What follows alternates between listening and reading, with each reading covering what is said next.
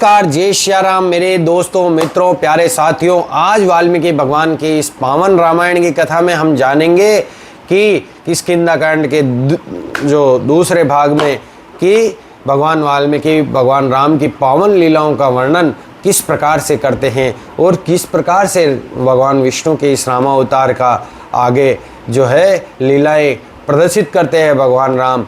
और उन लीलाओं को हम आज से उत्तरार्ध श्रावण का भी चालू हो रहा है और उत्तरार्ध श्रावण के इस जो है इस पावन महीने में, और ये चातुर्मास विशेष भक्ति का योग करने वाला मास होता है। इस भक्ति में हम भगवान राम की पावन कथाएं सुनेंगे। जिसको रुचि हो भगवान की लीलाओं में वही सुने, भगवान की कथाओं में वही सुने, और जो भगवान को मानने वाले लोग हैं वही सुने। जो इस भौतिक जगत की मोहमाया में, इस भौतिक जगत की वासनाओं में और इसके जो कर्मों में डूबे हुए वो ऐसे दुष्ट लोग हमारी कथाओं से दूर ही रहें। जिनको कथाओं से आपत्ति है या भगवान राम से आपत्ति है, उनका इन कथाओं में के श्रवण से कोई लाभ नहीं है। इसलिए वो अपना समय जो है व्यर्थ नहीं करें और हमारी कथाओं को सिर्फ सद्गुणी, सद्विचारी और भगवान के मानने वाले लोगों का ही काम है,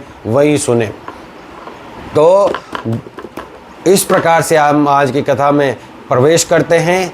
तो ओम श्री गणेशाय नमः। ओम वक्रतुंड महाकाय सूर्यकोटि संप्रभ निर्विघ्नं कुरु मे देवे सर्व कार्येषु सर्वदा। ओम नमः शिवाय, नमः शिवाय, नमः शिवाय, नमः शिवाय, नमः शिवाय। आये ओम नीलांजनम समाभासं रविपुत्रं यमगणं छाया मार्तंडे सम्मुतं तमं नमामि शनेश्वरम्। ओम शनेश्वराय नमः। ओम महालक्ष्मी नमस्तुभ्यं, नमस्तुभ्यं सुरेश्वरी हरिप्रिये नमस्तुभ्यं, नमस्तुभ्यं दयानिधे। ओम श्री सीतारामचंद्राभ्याम नमः। ओम रामाय रामभद्राय रामचंद्राय वेदसे रघुनाथाय नाथाय श्री सीतायापदे नमः। रामं रामानुजं सीतामृतं प्रतानुजं सुग्रीवं वायुसुनं च प्रणमामि पुनः पुनः। वेद्य वेद्य परे पुंसी जाते दशरथात्मजे वेद प्राचे सादासित साक्षाद रामायणात्मा। इस प्रकार से दोस्तों, मित्रों, फिर भगवान राम है जो सुग्रीव जी का जो है वो राज्याभिषेक करवा देते हैं। हनुमान जी और कुछ वानर है जो जाकर राज्य में, उनके राज्य में राज्याभिषेक करवा देते हैं। और जो राम और लक्ष्मण है पर्वत की गुफा में 4 मास व्यतीत करते हैं। सीता के वियोग की अनुभूति के कारण राम पर्वतीय क्षेत्र के प्राकृतिक दृश्यों के सौंदर्य का आनंद नहीं ले पा रहे थे। राम निरंतर जो है अश्रुपात करते रहते थे तथा रात्रि को अनिद्रा का अनुभव करते रहते थे। एक दिन राम ने लक्ष्मण से कहा, 9 मास तक सागर के जल में वाष्पीकरण के पश्चात अब आकाश भीषण वृष्टि करने जा रहा है। आकाश के पार स्थित पर्वत श्रेणियों की भांति काले बादलों के समूह मन में उदासीनता का भाव उत्पन्न करते हैं। काले बरसाती बादलों के मध्य देव दीप्तिमान सोनहरी बिजली ऐसी लगती है मानो रावण की भुजाओं में सीता हो। विभिन्न पुष्पों से सुसज्जित मधुमाती हरी घास, चंचल पक्षी और पृथ्वी माता को रंगीन परिधानों से सुशोभित कर रहे हैं। भ्रमर गुंजन कर रहे हैं, मेंढक टर टर की आवाज़ें करते हैं और मेघ ध्वनि की गड़गड़ाहट और बादलों की गड़गड़ाहट एवं वर्षा की बूंदों की टप टपाहट की आवाज़ें सुरों के साथ में दे रहे हैं। सुग्रीव इन सब का आनंद ले सकता था क्योंकि उसका जो ध्येय पूर्ण हो गया था, किंतु सीता के बिना उस नदी के तट के समान जो है मैं हो गया हूँ, जो नदी के निरंतर प्रवाह से धीरे धीरे क्षीण हो जाता है। इस प्रकार जो है राम जो है वो इस प्रकार की उनकी दशा हो गई है। लक्ष्मण राम को उत्साहित करने का प्रयास करते और कहते कि शोकग्रस्त जो व्यक्ति है का ध्येय पूर्ण नहीं होता है, किंतु राम की लालसा काले बादलों एवं वन को पोषण देने वाली वर्षा को देखकर सीता के लिए और भी तीव्र हो उठती है।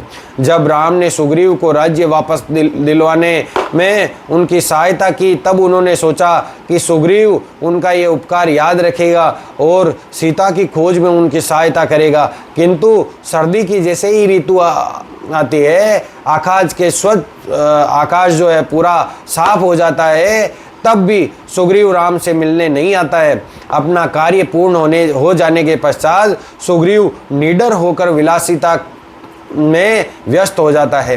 राज्य के प्रति भी वो अपना जो प्रबंध होता है, प्रबंध के आदि जो कर्तव्य होते हैं उनके प्रति उदासीन हो जाता है। जब हनुमान जी महाराज देखते हैं कि सुग्रीव इंद्रिय तृप्ति और विलासिता के अधीन हो गए हैं और अपने कर्तव्यों की उपेक्षा कर रहे हैं, तब उन्होंने अपने राजा के पास जाकर सुझाव दिया, आपको अपनी प्रतिज्ञा का पालन करते हुए राम जी के प्रति अपने उत्तरदायित्व को पूर्ण करना चाहिए। आपका सम्मान जो है, आपका सम्मान करने के कारण ही राम इसका स्मरण करवाने स्वयं यहाँ नहीं आ रहे हैं, किंतु आपको ये अवश्य स्मरण रखना चाहिए कि उनकी कृपा से ही आपको ये वैभव की प्राप्ति हुई है। तो अब जो है आप समय आ गया है कि आप 1 करोड़ से अधिक वानरों को बुलवाने की आज्ञा दें और चारों दिशाओं में सीता जी की खोज है वो शुरू करें। हनुमान जी की बात सुनकर सुग्रीव को अल्पकाल के लिए, थोड़े समय के लिए चेतना आती है। तब सुग्रीव ने नील को बुलाकर आज्ञा दे दी कि मेरी घोषणा का समाचार सभी वानरों योद्धाओं को पहुंचा दो। 15 दिन के अंदर सभी वानर यहाँ के लिए प्रस्थान कर दें, अन्यथा मृत्यु का सामना करने के लिए तैयार हो जाएं। ये आज्ञा देकर सुग्रीव अपने आंतरिक कक्ष में चला जाता है। सर्दी की ऋतु के सौंदर्य ने राम के सीता वियोग के दुख में और भी वृद्धि कर दी है। जब उनको लगा कि सुग्रीव केवल विषय सुख में ही जीवन की ओर आसक्त होते जा रहा है, तब राम और अधिक निराश हो गए। तो राम का दुख देखकर लक्ष्मण भी उदास हो गए और उन्हें प्रसन्न रखने का भरसक प्रयास करने लग गए। लक्ष्मण जी महाराज प्रयास करते हैं कि भगवान राम को जो है प्रसन्न रखा जाए। एक दिन राम ने निश्चित किया, अब शरद ऋतु आ गई है, भूमि सूख गई है और सख्त हो गई है तथा वायु में भी स्फूर्ति आ गई है और वायु में भी स्फूर्ति और ठंडक जो है वो आ गई है। तो युद्ध की तैयारी के लिए सेना का सूत्रपात करने का ये उपयुक्त समय है। दुर्भाग्य से सुग्रीव नहीं आया है। ऐसा लगता है कि वे अपने सभी कर्तव्यों की उपेक्षा करके विलासिता के सानिध्य में आनंद मगन है। अतएव लक्ष्मण, मैं चाहता हूं कि तुम किष्किंधा जाओ और सुग्रीव को मेरी ओर से ये चेतावनी दो कि हे वानर राज, तुम्हारे सम्मान कार्य करने वाला व्यक्ति सर्वाधिक तुच्छ है। मैं आश्चर्यचकित हूँ कि तुम उन राम की उपेक्षा करने का भी तुम्हें को भय नहीं है जो तुम्हारे अग्रज के जो है वधिक है। तुम्हारे अग्रज को जिसने मारा है उन राम की भी तुम उपेक्षा कर रहे हो। तो इसका मुझे बहुत आश्चर्य हो रहा है। जो तुम्हारे बड़े भाई है उनका वध किया है, उनसे भी तुम्हें डर नहीं लग रहा है। अतएव मैं तुम्हें चेतावनी देता हूं, यदि तुम सीता को ढूंढने में राम की सहायता करने के अपने वचन की उपेक्षा करोगे तो राम स्वयं किष्किंधा आकर तुम्हारा और तुम्हारे संबंधियों का भी वध कर देंगे। इस प्रकार से लक्ष्मण जी को राम कहते हैं कि तुम ये मेरी चेतावनी उस तक पहुंचाओ। जब राम ने उस तीव्र दिव्य निराशा से उत्पन्न क्रोध का प्रदर्शन किया, तब लक्ष्मण भी उत्तेजित हो गए। तब जो लक्ष्मण जी को भी गुस्सा आ जाता है, अपना धनुष उठाते हुए बोलते हैं, यदि वे नीच सुग्रीव आपकी आज्ञा का पालन करने के लिए नहीं आता है तो आज ही मैं उसका वध कर दूंगा। और क्रोध से उत्तेजित होकर लक्ष्मण शीघ्र ही जाने के लिए उठे। तब राम ने उनका क्रोध शांत करने का प्रयास किया। राम ने कहा, सर्वप्रथम सुग्रीव के पास जाकर शांतिपूर्वक वार्ता करना, क्योंकि मुझे विश्वास है कि उसे पुनः याद करवाने के लिए इतना ही पर्याप्त है। लक्ष्मण क्रोधित अवस्था में ही किष्किंधा पहुंचे, जो एक विशाल गुफा में निर्मित सुंदर नगरी थी। लक्ष्मण एक मदोन्मत्त हाथी की भांति सुग्रीव के महल की ओर चल दिए और मार्ग में आने वाले सभी वृक्षों को गिराते हुए आगे बढ़ गए। क्रोध में लक्ष्मण के फड़कते अधर देखकर महल के प्रवेश द्वार पर तैनात भयंकर वानर प्रहरी वृक्षों को उखाड़कर और पर्वतों की चोटियों को तोड़कर अपने हथियार एकत्रित करने लगे। उन्हें ऐसा करते हुए देखकर लक्ष्मण इतने अधिक क्रोधित हुए कि सभी वानर प्रहरी भय के मारे भाग गए। लक्ष्मण के इस प्रकार क्रोधित होकर आने की सूचना सुग्रीव के मंत्रियों ने सुग्रीव को जाकर दी, किंतु भौतिक भोग विलासिता में मगन सुग्रीव के मंत्रियों ने अपने मंत्रियों की ओर ध्यान नहीं दिया। जब मंत्रियों ने वानरों को युद्ध की तैयारी करने की आज्ञा दी, तब क्रुद्ध लक्ष्मण अंगद से मिलकर बोले कि वे सुग्रीव को जाकर उनके आगमन की सूचना दे। तब अंगद ने सुग्रीव के कक्ष में जाकर अपने पिता के छोटे भाई के चरण पकड़े और उसे लक्ष्मण के आने की सूचना दी, किंतु मदोस होकर नींद में लेटा हुआ सुग्रीव उठ नहीं पाया।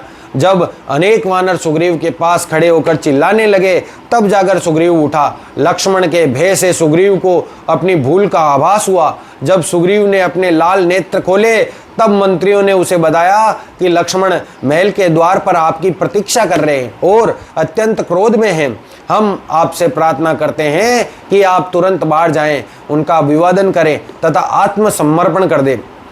इससे उनका क्रोध जो है वो शांत हो जाएगा। और इस प्रकार से अंततः परिस्थिति की गंभीरता का अनुमान लगाकर सुग्रीव शीघ्र उठकर बैठा और सोचने लगा कि लक्ष्मण उसके ऊपर क्रोधित क्यों होंगे। तब हनुमान जी महाराज है जो सुग्रीव को स्मरण करवाते हैं कि हे राजन, इंद्रिय तृप्ति में मगन होने के कारण आपको अधिक समय ज़्यादा समय व्यतीत होने का भी आभास नहीं दे रहा है। शरद ऋतु कब की आ चुकी है, तथापि राम को सीता की खोज में सहायता करने की प्रतिज्ञा कि आपने अवहेलना की है। आपको याद करवाने के लिए लक्ष्मण जी यहाँ आए हैं। आप विनय पूर्वक उनके पास जाएं और किसी भी प्रकार से उन्हें शांत करने का प्रयास करें। सुग्रीव की आज्ञा पर अंगद लक्ष्मण को साथ लेकर महल में आए। तभी सभी वानर जो है पहले हथियार लिए हुए थे, अब हाथ जोड़कर लक्ष्मण का अभिवादन करते हुए खड़े हो गए। तब लक्ष्मण सुग्रीव के महल के भीतरी कक्ष में पहुंचे। तब उन्होंने वाद्य यंत्रों के साथ गाती हुई स्त्रियों के स्वर सुने, जिसमें उनके आभूषणों की गनगनाहट भी सम्मिलित थी। किसी अन्य की पत्नी के सानिध्य को त्याग देने की प्रतिज्ञा के कारण वस्तुतः लक्ष्मण को भी वहां की सुंदर और युवा स्त्रियों को देखकर संकोच हुआ। अतः लक्ष्मण ने भीतर प्रवेश नहीं किया और बाहर से ही अपने शक्तिशाली धनुष की टंकार द्वारा अपने आगमन की घोषणा की। वह शब्द सुनकर सुग्रीव कांप उठा और उसने तारा से कहा, मैं समझ नहीं पा रहा हूँ कि लक्ष्मण जी महाराज जो है वो मेरे ऊपर इतने क्रोधित क्यों हैं। मैं सोचता हूँ कि उन्हें शांत करने के लिए पहले तुम जाओ, तुम्हारा ही जाना उचित रहेगा। अपने नेत्रों में उन्माद लिए हुए और शिथिल वस्त्रों सहित तारा लक्ष्मण के समक्ष सामने जाती है और लक्ष्मण का क्रोध कुछ शांत हो जाता है और सम्मान से विनय पूर्वक तारा के चरणों की ओर देखने लगे। तारा ने पूछा, हे राजकुमार, आप सुग्रीव पर इतने क्रोधित क्यों हैं? लक्ष्मण ने उत्तेजित होकर उत्तर दिया, तुम्हारे जो पति ने राम के प्रति अपने कर्तव्यों की उपेक्षा की है और अपना समय महल के भीतर स्त्रियों के साथ आमोद प्रमोद में व्यतीत किया है। तब तारा ने लक्ष्मण से विनती की, आप सुग्रीव को क्षमा करें, क्योंकि कामदेव के प्रभाव से उसकी बुद्धि का नाश हो गया है। जब महानतम ऋषियों को भी इंद्रिय तृप्ति की कभी कभी लालसा हो जाती है, तो इस तरह चंचल मन वाले वानर का तो कहना ही क्या है। कृपया आप ऐसा न सोचें कि सुग्रीव ने राम के प्रति अपने कर्तव्यों की उपेक्षा की है। उसने पहले ही लाखों वानरों को यहाँ आने के लिए बुलावा भेज दिया है ताकि वे सीता जी की खोज जो है वो आरंभ कर सके। कृपया आप स्वयं आकर सुग्रीव से बात कर लें। लक्ष्मण ने महल के भीतरी कक्ष में प्रवेश किया। वहां के विस्मयकारी वैभव और सुंदर स्त्रियों के समुदाय को देखकर वे पुनः और ज्यादा क्रोधित हो गए। सुग्रीव रोमा का आलिंगन किए हुए बैठा था और किंतु लक्ष्मण को प्रवेश करके देखकर वे शीघ्र ही उठकर वहां उपस्थित सभी स्त्रियों की भांति हाथ जोड़कर खड़ा हो गया।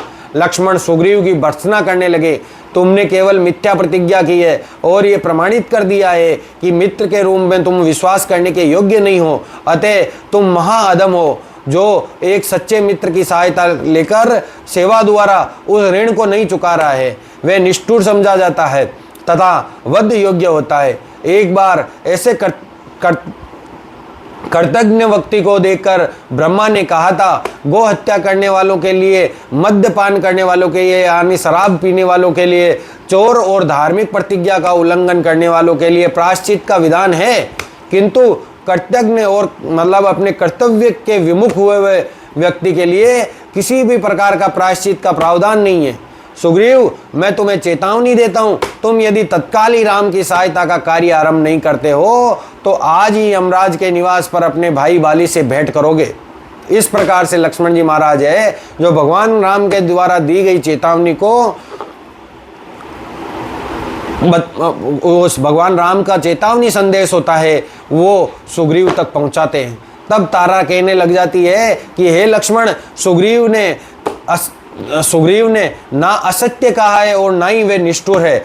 उनने राम के उपकार को नहीं भुलाया है। उसकी गलती यही है कि वो इंद्रिय तृप्ति में निर्मग्न होने के कारण उसे समय के महत्व का आभास नहीं हुआ। हमने सुना है कि रावण के निवास स्थल लंका में 1,00,000 करोड़ से भी अधिक राक्षस है। चूंकि उन राक्षसों का वध किए बिना रावण का विनाश संभव नहीं है, अतः सुग्रीव ने सभी दिशाओं में असंख्य वानर योद्धाओं को बुलावा भेजा है। चूंकि वे उन वानरों की प्रतीक्षा में है, अतएव उसने अभी तक सीता की खोज का कार्य आरंभ नहीं किया है तथा न ही वे राम से भेंट करने गया है।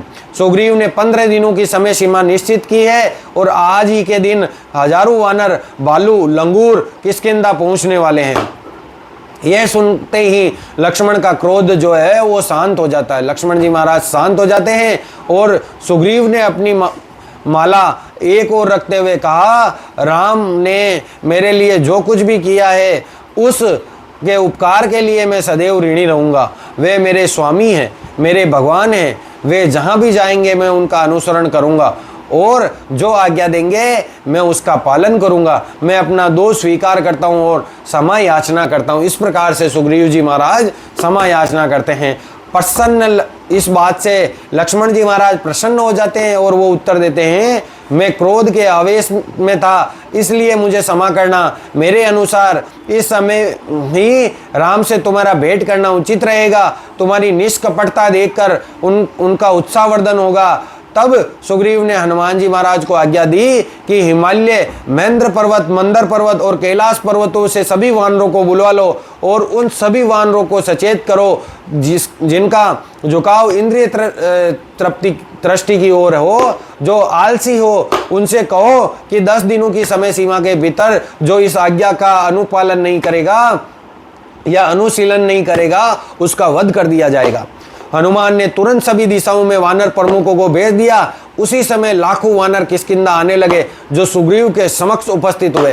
तत्पश्चात लक्ष्मण ने सुग्रीव से पुनः निवेदन किया कि वे राम से भेंट करने के लिए चले। सुग्रीव की पालकी लाई गई जिस पर वे लक्ष्मण जी के महाराज के साथ बैठकर असंख्य वानरों सहित राम से मिलने चले। तत्पश्चात लक्ष्मण और सुग्रीव राम के समक्ष हाथ जोड़कर खड़े हो गए तथा राम जी जो है खुश होकर वानर सेना की ओर देखने लगे। तब सुग्रीव ने स्वयं को, खुद को और राम के चरण कमलों में पूर्ण रूप से समर्पित करते हुए उन्हें दंडवत प्रणाम किया। राम ने कृपा पूर्वक सुग्रीव को उठाकर उनको गले से लगाया और सुग्रीव की पूर्व असावधानी के प्रति राम में क्रोध का भाव नहीं था। वानर राज को आसन प्रदान करने के पश्चात राम ने सुग्रीव को राजा के कर्तव्यों के विषय में बताया। एक राजा को धर्म, अर्थ और काम के लिए उपयुक्त समय की पहचान होनी चाहिए और तद अनुसार जीवन का सुख भोगना चाहिए। राजा को वैदिक नियमों को त्याग कर केवल अति भोग में निमग्न नहीं होना चाहिए, अन्यथा वे पतित समझा जाता है। सुग्रीव, जब अब समय आ गया है कि तुम सीता की खोज के लिए प्रयास प्रारंभ करो जैसा कि तुमने प्रतिज्ञा की है। सुग्रीव ने कहा, हे राम, निश्चित रहिए, मैं तथा यहाँ आए हुए सभी वानर आपकी सहायता करने के लिए इच्छुक है। राम ने पुनः सुग्रीव को गले से लगाया और अपनी मित्रता को और सुदृढ़ किया। सुग्रीव की आज्ञा के उत्तर में किष्किंधा में आकर एकत्रित होने वाले वानरों के विशाल समूह के कारण समूचा वातावरण धूल से भर गया और धूल के बादलों से संपूर्ण आकाश जो है आच्छादित हो गया और जिससे सूर्य भी जो है अदृश्य हो गया। वानरों के सभी प्रमुख और रीछराज जामवान लाखों अनुयायियों सहित सुग्रीव के सामने उपस्थित हुए। आसपास के वन और पर्वतीय क्षेत्र पूर्ण रूप से वानरों से भर गए। वानरों के विभिन्न दलों की ओर संकेत करते हुए सुग्रीव ने राम से कहा, मेरे स्वामी, इन वानर योद्धाओं को आप अपनी सेना समझें। अब आप जैसा चाहे उचित समझें और उन्हें उचित आज्ञा दें। राम ने हमारा प्रथम उद्देश्य रावण के निवास का पता लगाना है तथा इस प्रकार राम जी महाराज कहते हैं कि हम रावण का पता लगाएं और ये निश्चित करें कि सीता जीवित है कि नहीं है। प्रिय सुग्रीव, तुम्हें खोज करने वाले दलों की व्यवस्था करनी चाहिए और सीता का जो पता लगाने के लिए मैं जो है तुम्हें उचित आदेश दूंगा। सुग्रीव ने तुरंत वानर राज विंद को बुलाकर आज्ञा दी। मैं चाहता हूं कि तुम और तुम्हारे सैनिक 7 सागरों, 7 द्वीपों सहित पूर्व दिशा की ओर जाकर प्रत्येक स्थान पर खोज करो। क्षीर सागर के पार एक मीठे जल का सागर है, जहां धरती के भीतर जो है चाला है। मीठे जल के सागर के पूर्वी तट से 13 योजन दूर जात रूप शिला नामक एक पर्वत है, जो सोने के पत्थरों से निर्मित है। वहीं पर भगवान अनंत शेष का निवास है, जिसके सहारे वे समूची पर्वत पृथ्वी जो है अवलंबित है। ये पूरी पृथ्वी के भाग की बाह्य सीमा है। इस समूचे क्षेत्र में खोज करने के लिए मैं तुम्हें 1 मास का समय देता हूँ। इस अवधि के उपरांत आने वाले को राजा आज्ञा की अवहेलना के दोष में मृत्युदंड दिया जाएगा। इसके पश्चात सुग्रीव ने अंगद, नील, हनुमान, जामवान, मेन, द्विंद तथा अन्य को वाली के पुत्र के नेतृत्व में, अंगद के नेतृत्व में दक्षिण की ओर भेज दिया। दक्षिण क्षेत्र का वर्णन करने के पश्चात सुग्रीव ने वानरों को समझाया कि खारे सागर के उत्तर तट से 100 योजन दूर पर एक द्वीप है। मुझे लगता है कि वही रावण का निवास स्थान है। 100 योजन दूर खारे पानी के उत्तर दिशा के प्रमुख छोर यानी रामेश्वरम से 100 योजन दूर है। मुझे लगता है कि वही रावण का निवास है।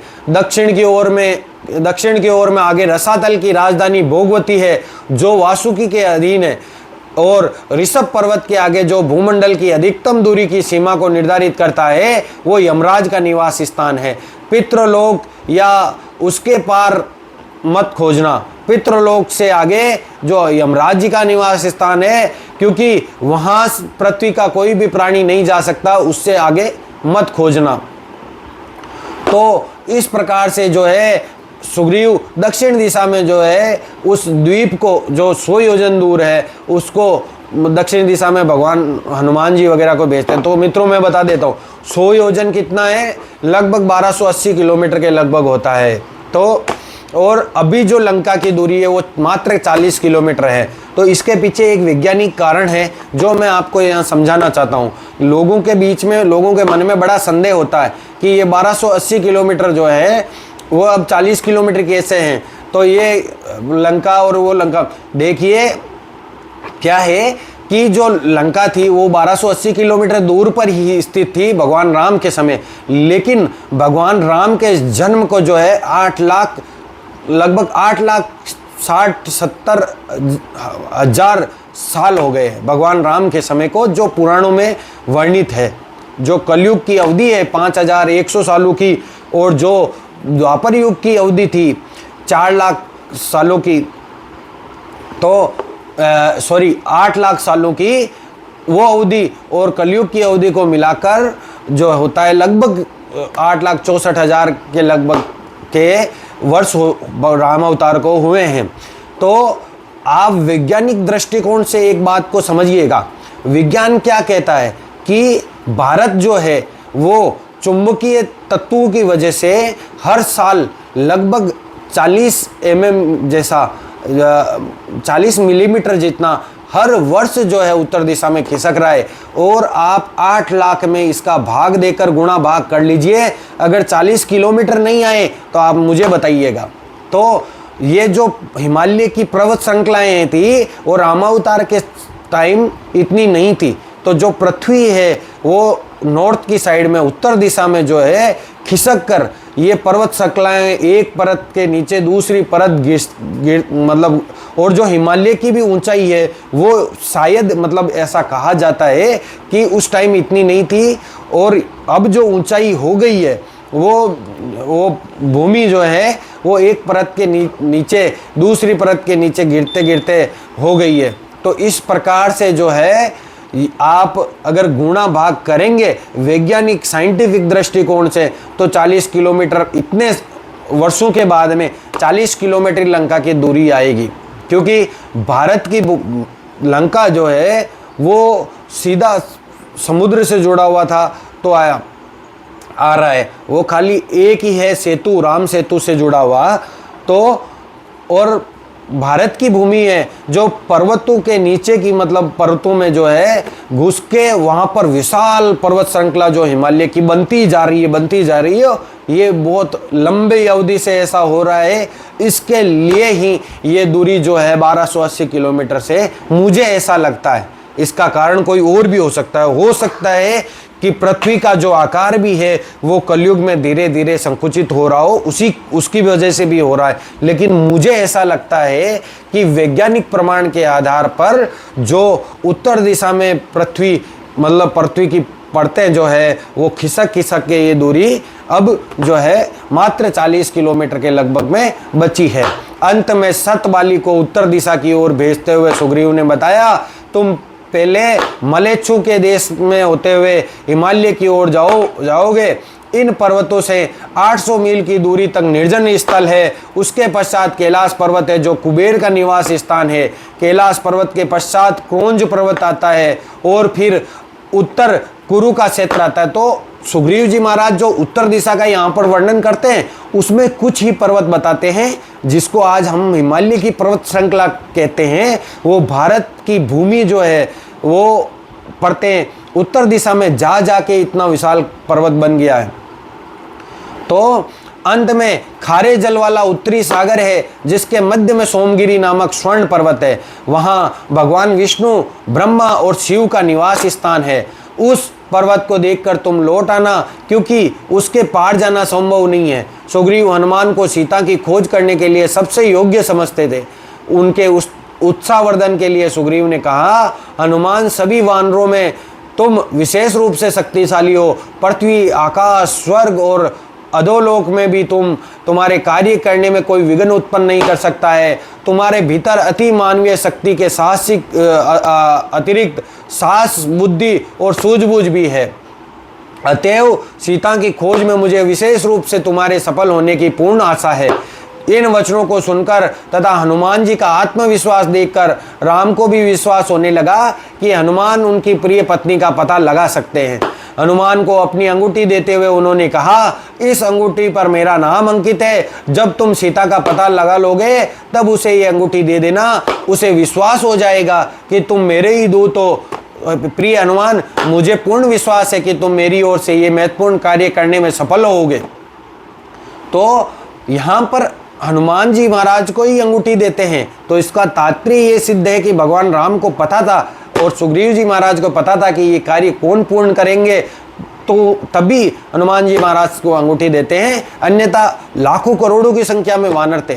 तो अंगूठी लेकर हनुमान जी महाराज उसे माथे पर लगाते हैं और राम जी के चरण कमलों को स्पर्श करके फिर वे चल पड़ते हैं और अन्य वानर सीता जी की खोज के लिए पृथ्वी की छानबीन करने लग जाते हैं। आगामी महीने तक राम व लक्ष्मण पर्वत की गुफा में ही निवास करते हैं। वानरों के चले जाने के पश्चात राम जी ने सुग्रीव से पूछते हैं कि तुम्हें पृथ्वी के भूगोल के बारे में इतना विस्तृत ज्ञान कैसे है, तुम्हें पृथ्वी के भूगोल को तुम इतना विस्तृत कैसे जानते हो। तब सुग्रीव जी महाराज उत्तर देते हैं कि बाली ने किष्किंधा लौट आने के पर और स्वेच्छा के द्वारा मेरे द्वारा उसे राज्य समर्पित करने पर उसने मुझे राज्य से निष्कासित कर दिया था, परंतु उसका क्रोध शांत नहीं हुआ तथा वह मेरा पीछा करता रहा। इस प्रकार अपने भाई के भय के कारण मैं लगातार समूची पृथ्वी पर शरण ढूंढता रहा। अंत में कुछ समय के पश्चात हनुमान ने मुझे मतंग ऋषि के श्राप की बात बताई। हनुमान जी महाराज जी सुग्रीव को बताते हैं कि यहाँ तुम रहो, यहाँ पर बाली नहीं आ सकता है। अतः अंत में कुछ समय के पश्चात हनुमान ने मुझे मतंग ऋषि के श्राप की बात बताई और तब मैंने मतंग ऋषि के आश्रम में शरण ली। किसी समय यहाँ पर आप वाल्मीकि रामायण में भी मित्रों आप अगर गहराई से जानेंगे तो यहाँ पर हनुमान जी कुछ मुख्य बातें ऐसे मतलब बता देते हैं, बड़ी बड़ी बातें, जैसे मतलब कोई उनके सामने वो कोई कार्य जो है वो बहुत ही निम्न हो। इस प्रकार की अद्भुत शक्तिशाली भगवान हनुमान में ही आपको मिलेगी। और जो है किसी समय उस वन में कुंदू ऋषि रहा करते थे। दुर्भाग्यवश कंदु ऋषि के पुत्र की 10 वर्ष की अल्प आयु में ही मृत्यु हो गई, जिसके कारण ऋषि ने क्रोधवश उस समूचे वन को मनुष्यों और पशुओं के निवास हेतु अनुपयुक्त बन जाने का श्राप दे दिया। उस निर्जन वन में घूमते हुए वानरों का सामना एक भयंकर राक्षस से हुआ। यद्यपि वे दैत्य देवताओं से प्राप्त वरदान के कारण निर्भय था, किंतु अंगद ने उसको रावण समझकर उसका वध कर दिया। किंतु समूचा क्षेत्र खोज लेने पर भी अंगद के दल को सीता के विषय में कुछ और पता नहीं चल पाया, तो वे निराश हो गए। समय शीघ्र ही व्यतीत होता गया। अंगद ने वानरों से विंध्य पर्वत श्रेणी के आसपास सीता जी को खोजते रहने के लिए कहा, किंतु इस बीच 1 मास की नियत अवधि समाप्त होने के कारण भूख और प्यास से संतप्त वानर पीने का पानी खोजने लगे। जब अंगद और तार ने एक गुफा देखी जहां आर्द्र विसर्पी पौधे और जल पक्षियों का समूह दिखाई पड़ा, वे जल की आशा में शीघ्र ही उस गुफा में चल पड़े। वे गुफा अत्यंत गहन और अंधेरी थी। प्रत्येक ने जो वो गुफा दिखाई पड़ी, तो वो गुफा जो है वो अत्यंत अंधेरी जैसी गुफा थी। पर जो सब लोग वहां पर उपस्थित थे, एक दूसरे का हाथ पकड़कर सावधानी पूर्वक उस गुफा में प्रवेश किया। 8 मील तक की दूरी पर जाने पर वानरों ने भीतर सुदूर प्रकाश, उस गुफा के अंदर दूर में प्रकाश देखा और आगे जाने पर उन्हें सुनहरे वृक्षों की एक वाटिका दिखाई दी। शीघ्र ही वे स्वर्ण महलों, सुंदर जलाशयों और उद्यानों के निकट पहुंचे। इस दिव्य वाटिका में वानरों ने काली मृग त्वचा धारण किए हुए एक योगिनी स्त्री को देखा, जिसके मुख पर आध्यात्मिक तेज था। हनुमान उनके पास गए और हाथ जोड़कर बोले, कृपया आप हमें बताएं कि आप कौन हैं और ये गुफा जो है वो किसकी है। यहाँ सब कुछ स्वर्णिम सोने का ही क्यों प्रतीत हो रहा है। हम सब बहुत थके और प्यासे हैं। हम दीर्घ काल से जल विहीन क्षेत्रों में विचरण कर रहे हैं।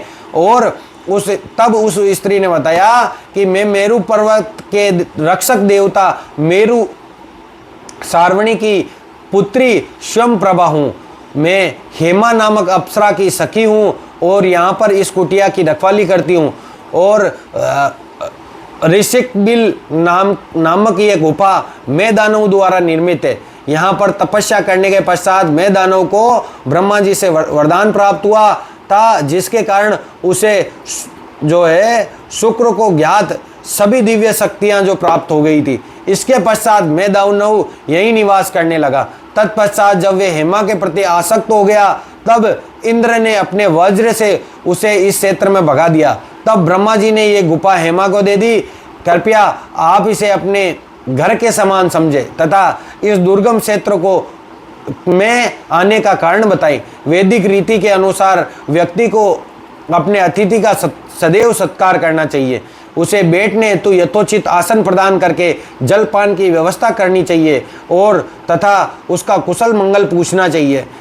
यजमान निर्धन हो तो भी उसे कम से कम स्वच्छ आसन एवं पेयजल अवश्य ही देना चाहिए। पीने का पानी और आसन तो देना ही चाहिए। इतने सुंदर वातावरण में एक अतिथि अवश्य ही शांति और प्रसन्नता का अनुभव करेगा। इस प्रकार से स्वयंप्रभा ने आने वालों को स्नेहपूर्वक स्वागत किया। स्वयंप्रभा द्वारा सत्कार किए जाने के पश्चात हनुमान ने राम के वन में भेजे जाने तथा सीता के अपहरण तथा उनकी खोज में वहाँ के आने के कारण से संबंधित पूरी कथा सुनाई। फिर हनुमान ने कहा, आपके द्वारा किए गए सत्कार के लिए केवल धन्यवाद देना ही समुचित नहीं होगा। क्या हमारे योग्य कोई सेवा है जो हम आपके लिए कर सके। स्वयंप्रभा ने बताया कि तपस्या में संलग्न होने के कारण मैं किसी अन्य की से सेवा स्वीकार नहीं कर सकती हूँ।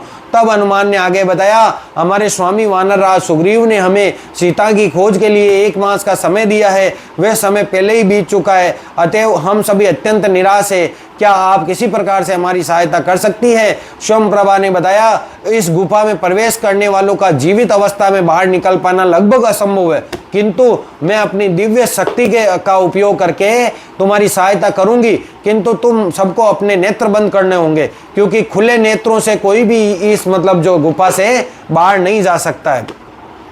इसके पश्चात सभी वानरों ने अपनी आंखें बंद कर ली। अकस्मात उन्हें ऐसा अनुभव हुआ कि वे गुफा से बाहर निकल गए हैं। अंततः जब उन्होंने अपनी आंखें खोली तब पाया कि वे सभी गुफा से बाहर हैं। उन्होंने अपने आसपास के भरे हुए वृक्षों को देखा।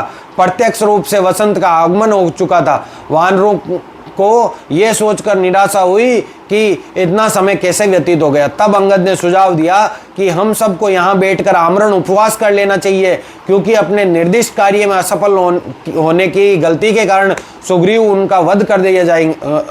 द्वारा उनका वध कर दिया जाएगा।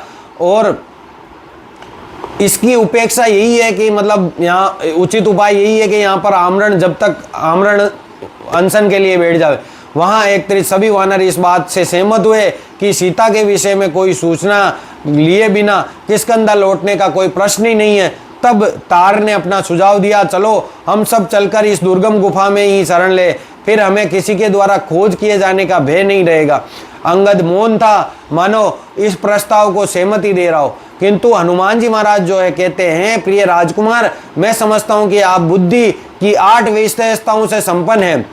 दूसरों के कथन को सुनने की अभिलाषा, उसे सुनने की क्षमता, उसका तात्पर्य समझने की योग्यता, तीव्र स्मरण शक्ति, उस कथन के पक्ष में तर्क करने की क्षमता, उस कथन के विपक्ष में तर्क करने की क्षमता, उस कथन का मर्म जानने की दृष्टि और सुबुद्धि से ये सब आप में 8 जो गुण है वो मौजूद है। इसलिए जो बुद्धि की ये 8 विशेषताएं हैं ये आप में मौजूद है। इन सभी के अतिरिक्त आप उन 14 विशेषताओं से भी संपन्न हो जो किसी महान व्यक्तित्व को चित्रित करती है। जो 14 विशेषताएं होती है जो महान व्यक्तित्व को चित्रित करती है: समय और स्थिति का ज्ञान, दृढ़ता तथा शारीरिक क्लेशों को सहन करने की योग्यता, सभी विषयों का ज्ञान, दक्षता, पौरुष यानी ताकत, रहस्यों को गुप्त रखने की योग्यता, स्थिरता, वीरता, शत्रु की तुलना में अपनी शक्ति के आकलन की क्षमता, अन्यों द्वारा की गई सेवा की सराहना और शरणागतों के प्रति करुणा, अधर्म होने पर रोष तथा कार्य करने में तत्परता। ये जो है ये 14 विशेषताएं होती है किसी भी सद्गुणी पुरुष की। इस प्रकार से हनुमान ने अंगद की प्रशंसा करके प्रथम राजनीतिक उपाय को प्रयुक्त किया। तब उन्होंने वानरों के मध्य इस विषय पर मतभेद उत्पन्न किया कि अब उन्हें क्या करना चाहिए। तो ऐसा करके उन्होंने तीसरे राजनीतिक साधन का उपयोग किया। तो राजनीति में हनुमान जी महाराज कितने प्रवीण होते हैं, इस बात से ही आप अंदाजा लगा सकते हैं कि राजनीति के सारे गुणों की याद दिलाकर वो अंगद को पहले प्रसन्न करते हैं, फिर उनके मत के प्रति मतभेद प्रकट करते हैं। अंत में हनुमान जी ने अंगद की यह कहकर भर्त्सना की, अंगद की, कि यदि आप अपनी इस मूर्खतापूर्ण योजना को अंगीकार करना चाहते हो तो इसी गुफा में रहो जहां शीघ्र ही विनाश होने वाला है। ऐसी स्थिति में अन्य वानरों का भी आपके ऊपर से विश्वास उठ जाएगा। इसके अतिरिक्त लक्ष्मण आपका पता लगाकर गुफा सहित आपका और अन्य वानरों का नाश कर देंगे। किंतु यदि आप किष्किंधा जाओगे तो सुग्रीव अवश्य आपको क्षमा कर देंगे। आप उनके एकमात्र पुत्र हो जिसे भविष्य में वो राज सिंहासन सौंपने वाले हैं। अंगद ने हनुमान का विरोध किया और कहने लगे, तुम सुग्रीव से अधिक आशा कर रहे हो और भूल गए हो कि वो अपने जो है बड़े भाई की पत्नी के साथ भी उपभोग कर रहे हैं। सुग्रीव ने जानबूझकर राम की सहायता करने के वचन की अवहेलना की थी और लक्ष्मण द्वारा धमकाए जाने पर ही कार्य आरंभ किया था। अतएव जिनकी इच्छा है वे गढ़ लौट जाएं, किंतु मैं मृत्यु आने तक यही भूखा प्यासा पड़ा रहूंगा। ऐसा कहकर अंगद कुश की घास पर बैठ गए और विलाप करने लगे। अन्य वानर भी उसी प्रकार से प्राण त्याग देने का निर्णय करके उसे घेर कर खड़े हो गए। तभी जटायु का अग्रज संपाति अपनी गुफा से निकला और अपने पर्वत की चोटी पर स्थित उस स्थान के सभी वानरों को देखा। अत्यंत प्रसन्न होकर उसने ऊंचे स्वर में जो है अपने आप से कहा कि विधाता की कृपा से दीर्घ काल के पश्चात मुझे भोजन प्राप्त हुआ है। जब मैं वानर भूख तड़प कर मर जाएंगे तब मैं जो है एक एक करके उनको खा जाऊंगा। जो जटायु का एक बुढ़ा जो है भाई था वो संपाति नाम का, वो इस प्रकार से उनको बातें करते देखता है तो वो खुश हो जाता है कि ये भूख प्यास से आमरण अनशन के चक्कर में ये जब ये लोग ये वानर सारे तड़प तड़प कर मर जाएंगे तब मैं एक एक करके इनको खाता रहूँगा। तो ये सुनकर जो है अंगद बड़ा क्रोधित हो जाता है। उसने हनुमान से कहा, हमें कैसे दुर्भाग्य का सामना करना पड़ रहा है, ये सब उस दुष्ट कैकई की करनी है। सर्वप्रथम वह महात्मा जटायु के विनाश, फिर बाली की मृत्यु और अब उसी प्रकार से हमारी मृत्यु का भी कारण बनेगी।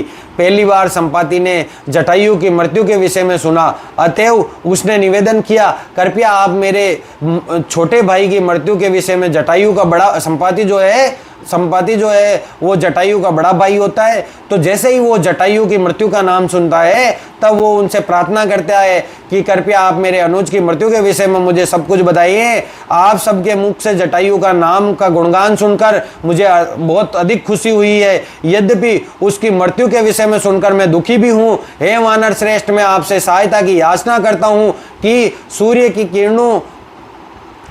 किरणों में मेरे पंख जल गए, सूर्य की किरणों की वजह से मेरे पंख जल गए हैं और अब मैं उड़ नहीं सकता हूँ।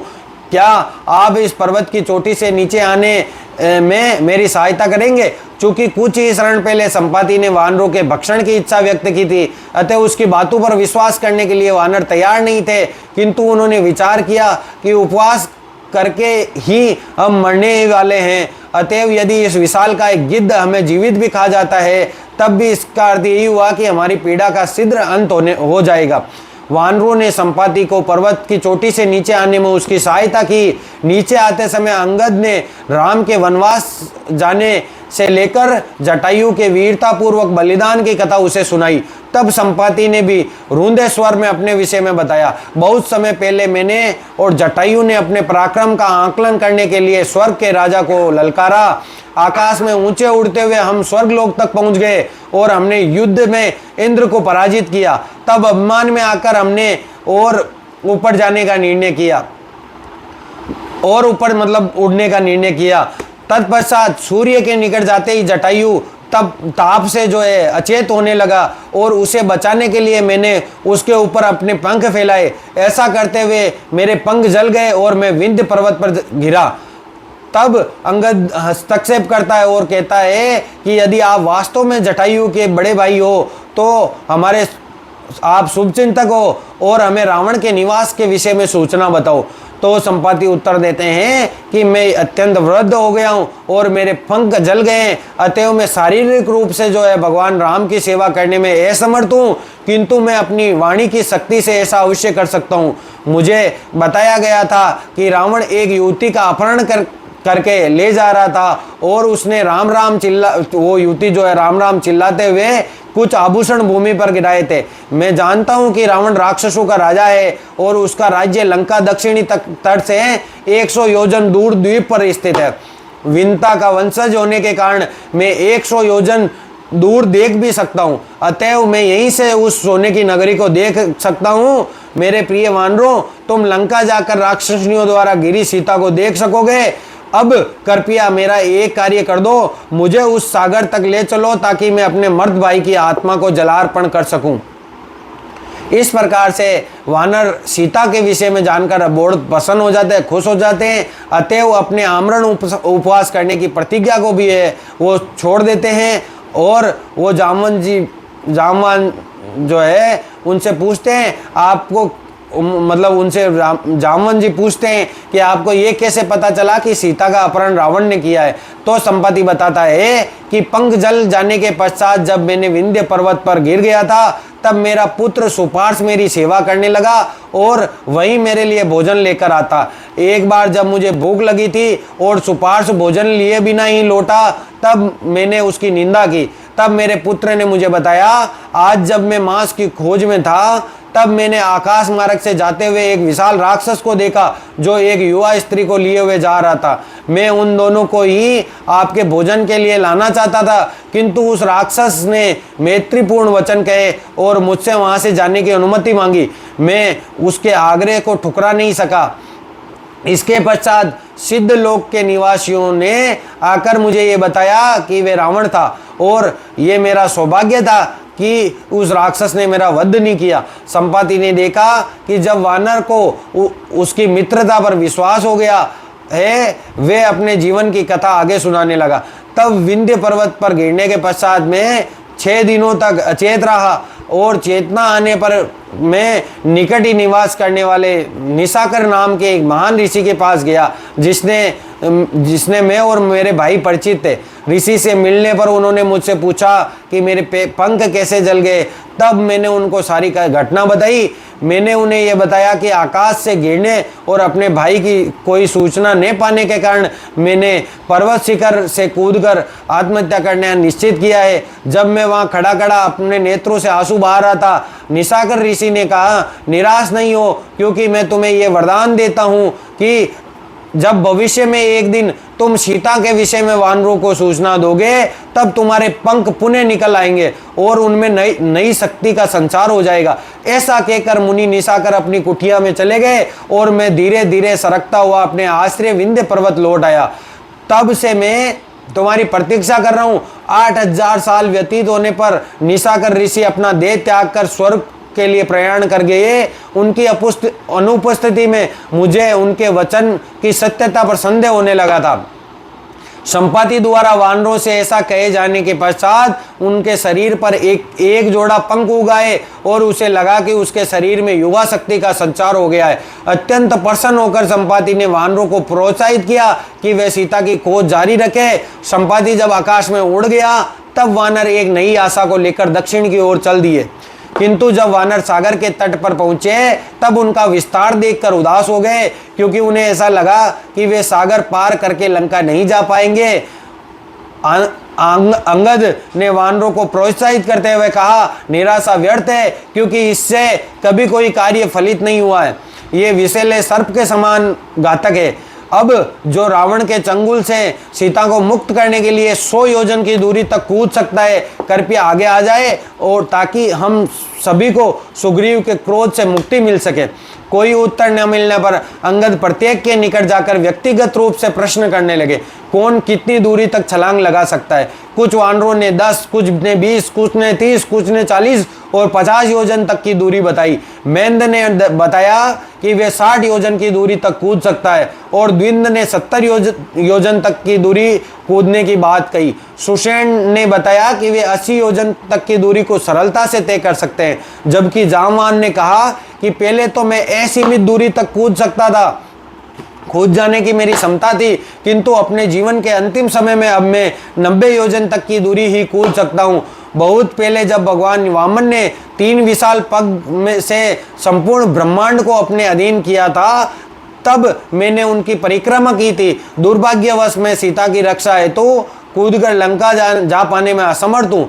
अंत में अंगद ने कहा, मैं संभवतः 100 योजन की दूरी तक कूद सकता हूँ, किंतु मुझे संदेह है कि लौटते समय दूसरी बार मैं जो है इतनी दूरी तक कूद सकूंगा। इस बात पर मुझे संदेह है। जामवान जी कहते हैं कि मुझे विश्वास है कि तुम अपने पराक्रम से 1000 योजन की दूरी तक तो कूद सकते हो, किंतु तुम इस अभियान के कर्णधार हो और हमारे सेनापति हो, और यह उचित नहीं होगा कि तुम स्वयं ऐसा करो मेरे राजकुमार, इसलिए इस कार्य को संपन्न करने का आदेश तुम किसी और को दो। अंगद ने उत्तर दिया, प्रमुख होने का महत्व नगण्य है। यदि मैं स्वयं का और अन्य कोई लंका नहीं जा पाते हैं, तब एक ही उपाय है कि हम मृत्यु आने तक उपवास करें। अतः हे जामवान, आप ही कोई उपाय सुझाएं जिससे हम सागर पार कर सके और सुग्रीव के क्रोध से स्वयं को बचा सके। इस प्रकार से अंगद जी महाराज है जो चिंता करते हैं। तब जामवान जी कहते हैं कि चिंता मत करो, क्योंकि मैं किसी एक ऐसे व्यक्ति से निवेदन करूंगा जो निश्चय ही इस जो दुष्कर कार्य है उसको कर पाएगा। हे हनुमान, तुम भगवान विष्णु के वाहन गरुड़ के समान तुल्य हो और तुम मौन क्यों हो? कृपया ये प्रसंग सुने जिसमें मैं वानर श्रेष्ठ की गौरव गाथा का वर्णन करता हूँ। बहुत समय पहले पुंजिक स्थली नाम की किसी श्रेष्ठ अप्सरा को एक ऋषि ने श्राप दिया और इस प्रकार उसका जन्म वानर राज कुंजर की पुत्री अंजना के रूप में हुआ। यौवन अवस्था प्राप्त करने पर अंजना ने अतुलनीय सौंदर्य प्राप्त किया और वे अपना स्वरूप इच्छानुसार परिवर्तित कर सकती थी। तो मेरे प्रिय श्रोताओं, ये जो कथा है ये हनुमान जी की कथा है, इसका श्रवण आप गहराई से करिएगा।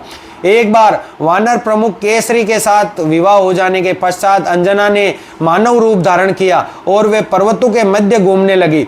सुंदर अंजना को देखकर वायुदेव मोहित हो जाते हैं और वायु ने के वेग से वो जो है अंजना माता वो निवस्त्र हो जाती है। जब वायु ने अंजना जी की को सुंदरता को देखते हैं तब वो जो है मतलब उनको आलिंगन करते हैं और इस प्रकार अदृश्य आक्रमणकर्ता को देख पाने में अंजना चिल्ला उठती है, ये कौन है जो मेरे एक ही पति को स्वीकार करने की प्रतिज्ञा को तोड़ना चाहता है।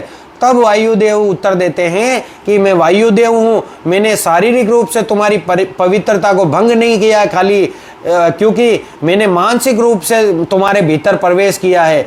मेरी कृपा से तुम्हें एक ऐसा पराक्रमी जो है पुत्र उत्पन्न होगा जो इच्छा अनुसार अपना विस्तार करने में मेरे समान होगा। इस प्रकार से जो वायुदेव है अंजना को हनुमान जी के रूप में उनको पुत्र की प्राप्ति होगी, इस प्रकार से उनको वो वरदान देते हैं। वायुदेव के वचन सुनकर अंजना प्रसन्न हो जाती है और शीघ्र ही वो जो है पर्वत की गुफा में हनुमान जी को जन्म दिया।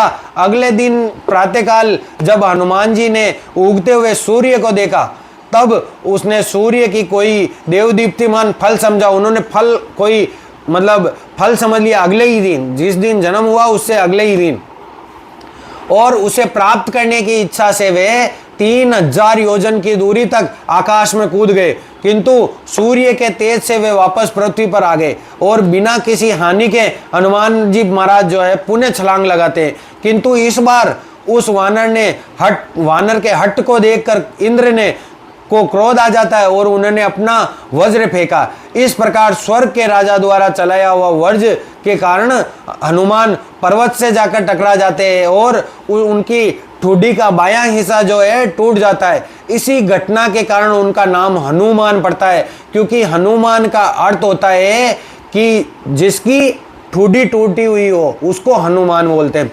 चम्मड़ जो है अपने पुत्र के प्रति इंद्र के क्रोध को देखकर जो पवन देव है वो बड़े असंतुष्ट हो जाते हैं, अप्रसन्न हो जाते हैं और वो तीनों लोगों में वायु को अवरुद्ध करने लगे।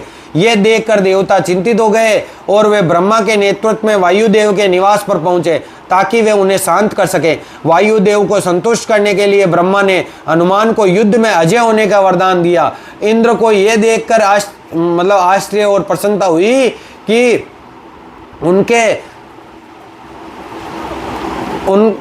मतलब जो है बालक का प्राणांत जो वो बालक है उनका प्राणांत नहीं हुआ।